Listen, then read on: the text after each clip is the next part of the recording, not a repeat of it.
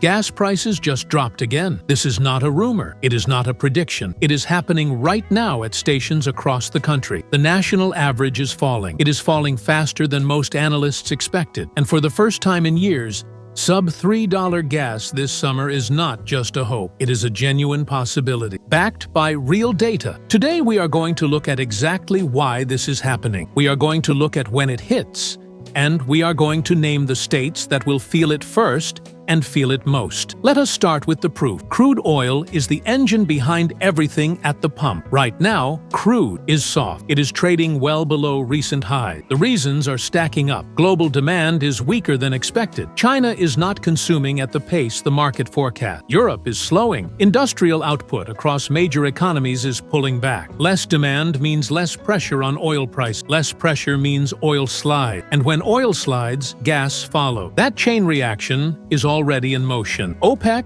is the second piece of evidence. The cartel that controls a significant portion of global oil supply is fracturing. Internal disagreements are growing. Some members are pumping above their agreed quotas. Others are quietly exploring their options outside the formal agreement. When OPEC discipline breaks down, supply goes up. More supply into a weakening demand environment pushes prices lower. That is not a theory. It is basic economics, and it is playing out in real time. Refinery capacity is the third data point. Last year, refineries were struggling. Margins were tight. Throughput was constrained. That kept gas prices elevated even when crude was falling. This summer, the picture is different. Refinery utilization is strong. The transition to summer blend gasoline has gone more smoothly than in previous years. The processing bottleneck that kept prices artificially high is no longer there. The savings from cheaper crude oil are flowing through to the pump. Consumers are starting to see it. The data confirms it. Now let us talk about timing. The summer driving season runs from Memorial Day through Labor Day. Demand peaks in July. Historically, that seasonal demand surge pushes prices up in late spring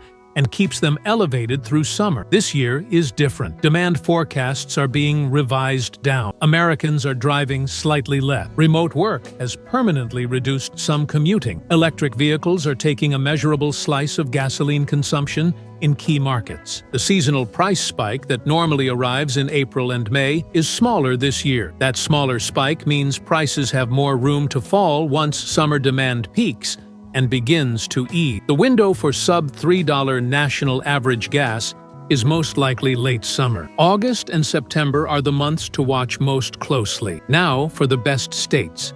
Not every driver will see $3 gas at the same time. Geography matters enormously. State taxes matter. Distance from refining capacity matters. The states positioned to see below $3 gas first are clear. Texas is at the top of the list. It sits on top of domestic oil production. It has massive refining capacity on its Gulf Coast. State fuel taxes are low. Drivers in Texas are already seeing prices very close to $3 in many areas. Oklahoma is next. Same story. Close to production. Low taxes. Historically among the cheapest gas in the nation. Mississippi, Arkansas, Missouri, and Kansas round out the top tier. These states consistently post the lowest pump prices in the country and will cross the $3 line before anyone else. The middle tier includes states like Tennessee, Alabama, Georgia, and South Carolina. These states have relatively low fuel taxes and reasonable access to Gulf Coast refined product. They will follow the leaders within weeks once the threshold is crossed. The states that will wait longest are predictable. California will not see $3 gas this summer. It might not see it this decade. State fuel taxes alone add nearly 70 cents per gallon before you account for the cost of the special reformulated blend California required. New York, Pennsylvania, Illinois, and Washington state all carry high taxes that create a structural floor under pump prices, regardless of what crude oil does nationally. Here is what this means for you practically. If you live in a low-tax state close to domestic refining, you should be watching prices weekly now. The drop to $3 may arrive faster than the headline numbers suggest, because national averages lag behind what is actually happening at the cheapest stations in the cheapest states. Use GasBuddy or similar apps.